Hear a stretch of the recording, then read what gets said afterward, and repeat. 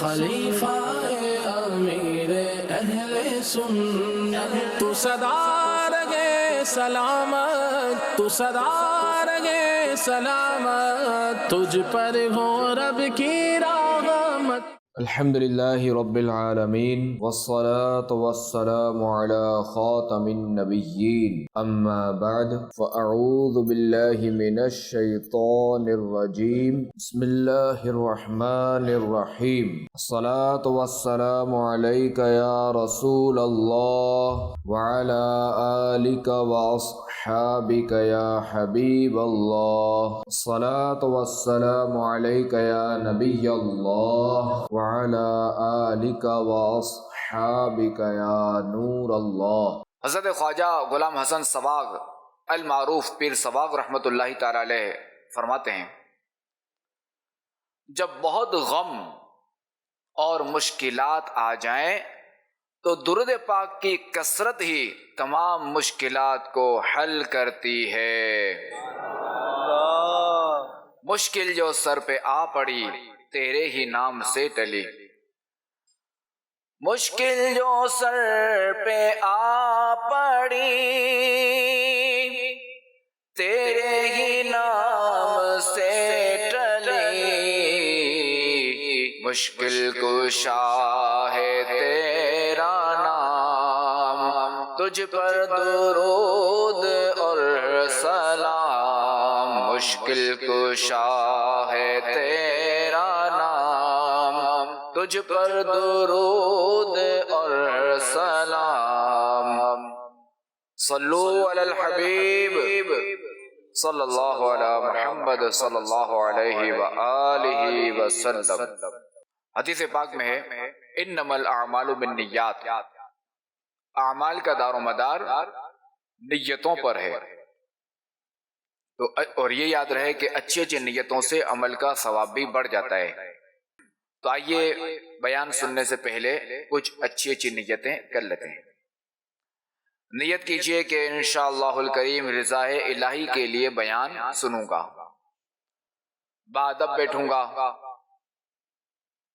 جہاں تک ہو سکا دو زانوں بیٹھوں گا، اگر تھک جائیں تو وہ جس طرح مناسب ہو اس طرح بیٹھ جائیں تاکہ توجہ پہ نہ بٹے۔ خوب توجہ کے ساتھ بیان سنوں گا، جو بیان سنوں گا اسے یاد رکھنے، خود عمل کرنے اور دوسروں تک پہنچانے کی کوشش کروں گا۔ صلو علی الحبیب صلی اللہ علیہ محمد صلی اللہ علیہ وآلہ وسلم۔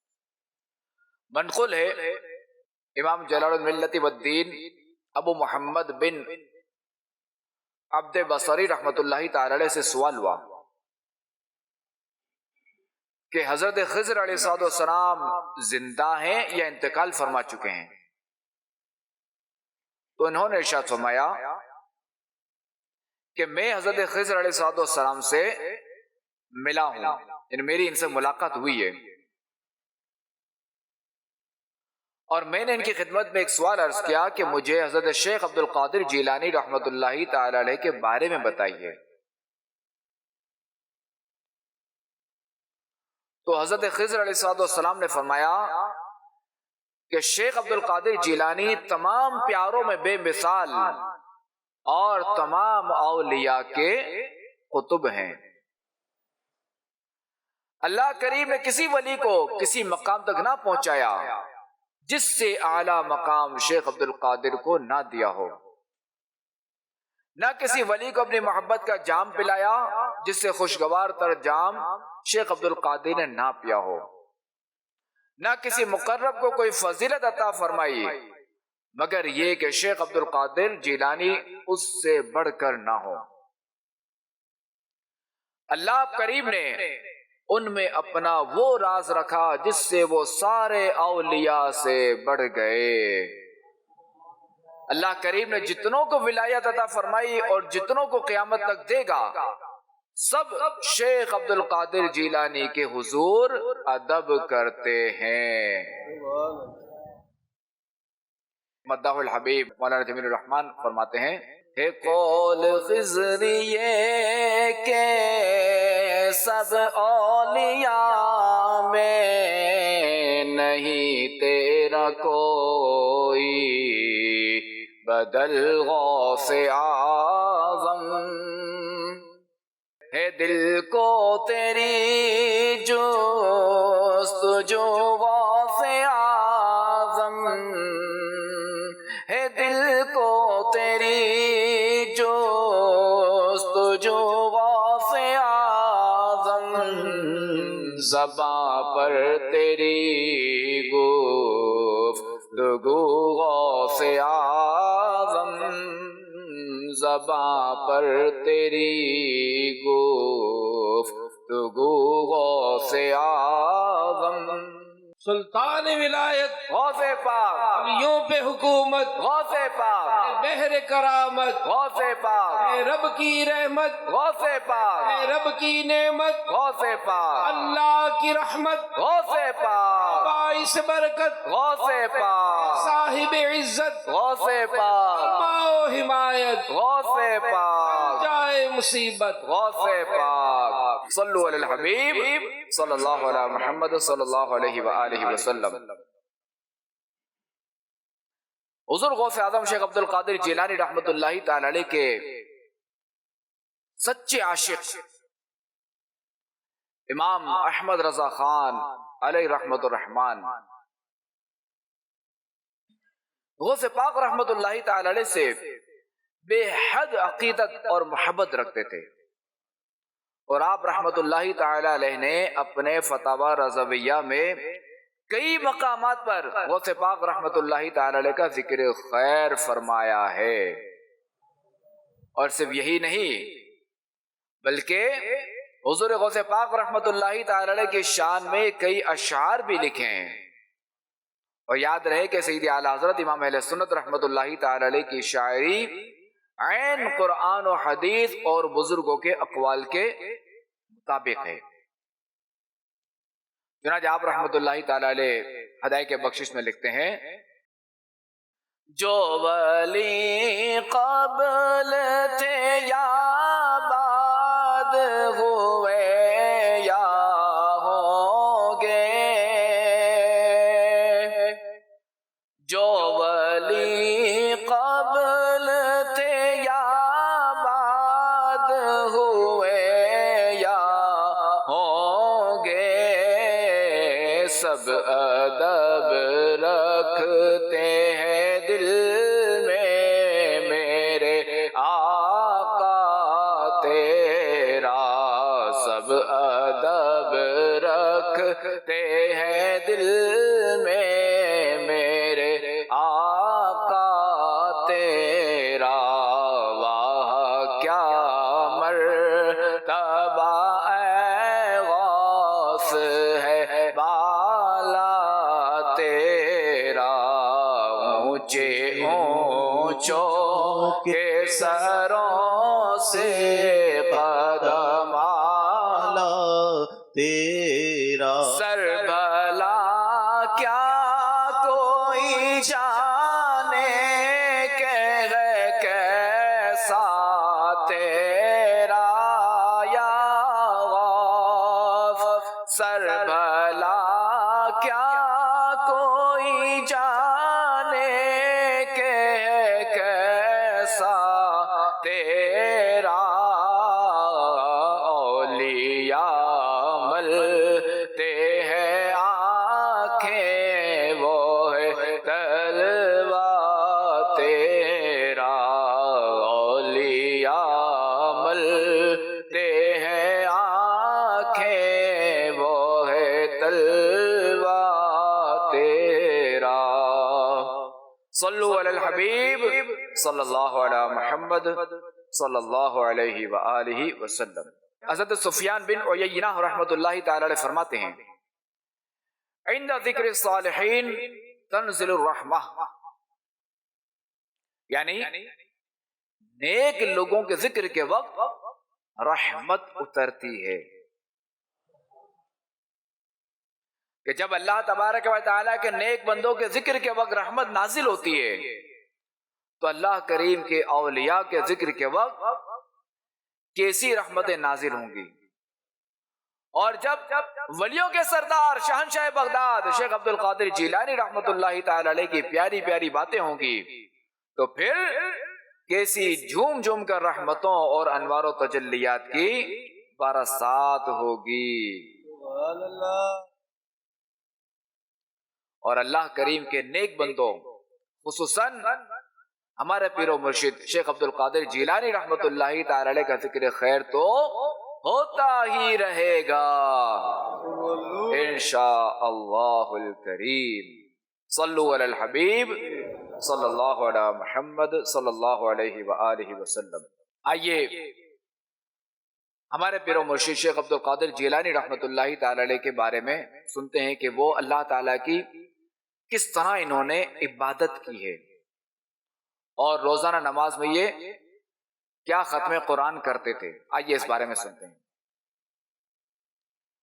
میرے پیر و مرشد شیخ عبد القادر جیلانی رحمت اللہ تعالی علیہ تحدیث نعمت یعنی اپنے رب کی نعمتیں ظاہر کرتے ہوئے اور اپنے مریدین، اپنے محبین اور اپنے غلاموں کو نصیحت کے لیے فرماتے ہیں کہ الحمدللہ الکریم میں 25 سال تک عراق کے ویرانوں میں پھرتا رہا اور 40 سال تک عشاء کی نماز کے وضو سے فجر کی نماز ادا کی. 15 سال تک روزانہ بعد نماز عشاء نوافل میں ایک قرآن کریم ختم کرتا رہا. فرماتے ہیں کہ شروع میں اپنے بدن پر رسی باندھ کر اس کا دوسرا سرا دیوار میں جو گڑی ہوئی کیل تھی نا، کھوٹی تھی، اس سے باندھ دیا کرتا تھا تاکہ اگر نیند کا غلبہ ہو تو اس کے جھٹکے سے آنکھ کھل جائے. ہمارے پیر و مرشد کی کیا شان تھی. اور یہ دیکھیں کہ ان کو اللہ تبارک و تعالی کی عبادت کا کتنا شوق تھا، کتنا ذوق تھا. اللہ کریم ہمیں بھی اس میں سے کچھ حصہ عطا فرمائے. غوث اعظم رحمت اللہ تعالی علیہ فرماتے ہیں کہ اللہ کریم اپنے بندہ مومن کو ہمیشہ اس کی قوت ایمانی کے مطابق آزماتا ہے. تو جس کا ایمان زیادہ مضبوط ہو تو اس پر آزمائش بھی بڑی ہوتی ہے. فرماتے ہیں کہ خاتم النبیین صلی اللہ تعالی علیہ وآلہ وسلم کا فرمان ہے، ہم گروہ انبیاء کی آزمائش تمام لوگوں سے زیادہ سخت ہوتی ہے. اور اللہ کریم سادات کرام کو ہمیشہ آزمائش میں رکھتا ہے تاکہ وہ ہر وقت حضوری میں رہیں اور بیداری سے غفلت میں نہ پڑیں، کیونکہ اللہ کریم ان سے محبت رکھتا ہے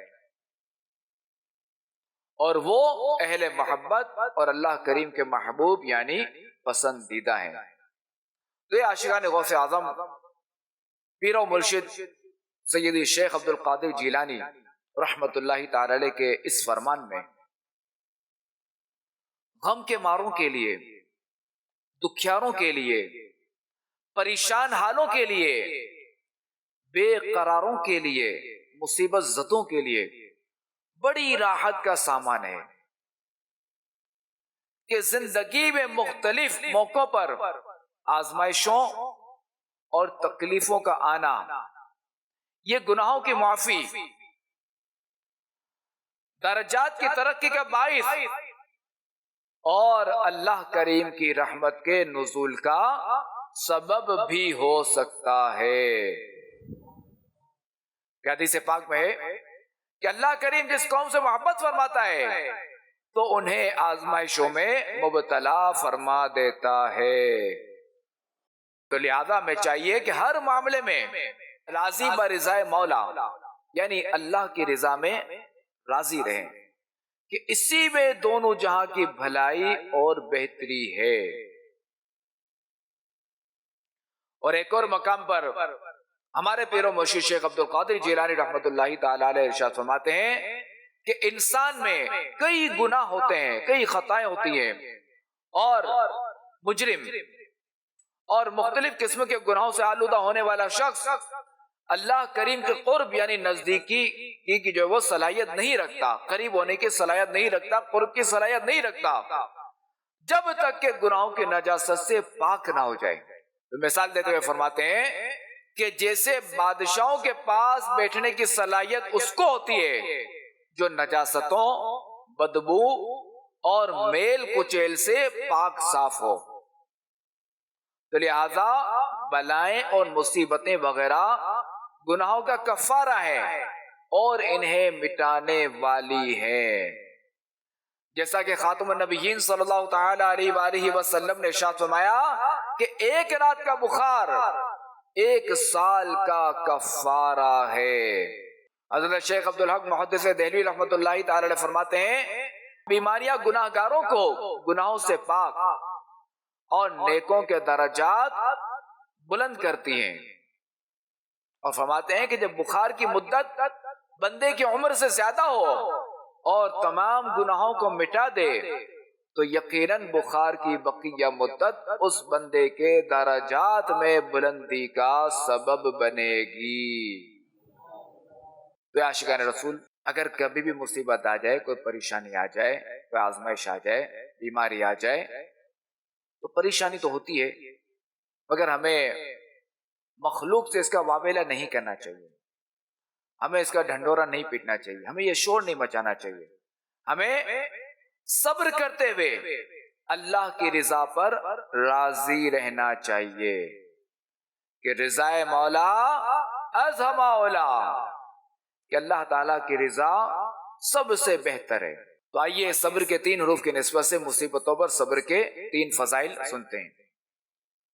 اللہ کریم ارشاد فرماتا ہے کہ جب میں اپنے کسی بندے کو اس کے جسم، مال یا اولاد کے ذریعے آزمائش میں مبتلا کروں، پھر وہ صبر جمیل کے ساتھ اس کا استقبال کرے، تو قیامت کے دن مجھے حیا آئے گی کہ اس کے لیے میزان قائم کروں یا اس کا نامہ اعمال کھولوں. صحابی رسول حضرت سعد بن ابی وقاص رضی اللہ تعالیٰ عنہ فرماتے ہیں کہ میں نے عرض کی یا رسول اللہ صلی اللہ تعالیٰ علیہ وآلہ وسلم، سب سے زیادہ مصیبتیں کن لوگوں پر آئیں؟ فرمایا آپ علیہ الصلوۃ والسلام نے انبیاء کرام علیہ الصلوۃ والسلام پر، پھر ان کے بعد جو لوگ بہتر ہیں، پھر ان کے بعد جو بہتر ہیں. بندے کو اس کی دینداری کے اعتبار سے مصیبت میں مبتلا کیا جاتا ہے. اگر وہ دین میں سخت ہوتا ہے تو اس کی آزمائش بھی سخت ہوتی ہے، اور اگر وہ اپنے دین میں کمزور ہوتا ہے تو اللہ پاک اس کی دینداری کے مطابق اسے آزماتا ہے. بندہ مصیبت میں مبتلا ہوتا رہتا ہے یہاں تک کہ دنیا ہی میں اس کے سارے گناہ بخش دیے جاتے ہیں. اور نمبر 3، صبر بھلائیوں کے خزانوں میں سے ایک خزانہ ہے. امیر سنت کیا خوب فرماتے ہیں منظوم ہے، صبر تو خزانہ ہے فردوس بھائیو، شکوانہ عاشقوں کی زباں پہ آ سکے. صلو علی الحبیب صلی اللہ علیہ محمد صلی اللہ علیہ وآلہ وسلم. اب ہم نے جو ہے وہ صبر کے فضائل تو سنے، اب یہ ہے کہ صبر کی عادت ہم کیسے بنائیں، تو آئیے اس حوالے سے سنتے ہیں. اس کے لیے یہ ہے کہ صبر کے فضائل کا مطالعہ ہمیں کرتے رہنا چاہیے. یاد رہے کہ کسی بھی نیک کام یا اچھے عمل کے فضائل جب ہماری نظروں میں ہوں گے، ہمارے سامنے ہوں گے، تو ان پر عمل کرنے کا جلدی ذہن بن جاتا ہے. اور صبر تو ویسے ہی وہ باطنی خوبی ہے کہ جس کے فضائل قرآن و حدیث میں بکثرت بیان کیے گئے ہیں.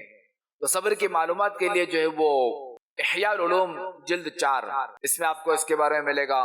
فیضان ریاض الصالحین جلد اول، مکاشفۃ القلوب، منہاج العابدین، جنت میں لے جانے والے اعمال وغیرہ کا مطالعہ بہت مفید رہے گا.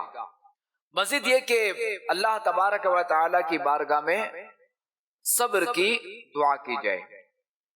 یاد رہے الدعاء سلاح المؤمن، کہ دعا مومن کا ہتھیار ہے.